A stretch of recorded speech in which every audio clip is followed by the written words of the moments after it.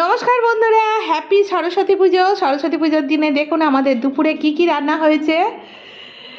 সরস্বতী পুজোয় যেটা হয় সবার বাড়িতে, খিচুড়ি, সমস্ত সবজি দিয়ে, মটরশুঁটি দিয়ে, ধনেপাতা দিয়ে খিচুড়ি, এরপর বাঁধাকপির তরকারি, তারপর বেগুন ভাজা, এখানে করেছি আলু ভাজা, আর করেছি চাটনি।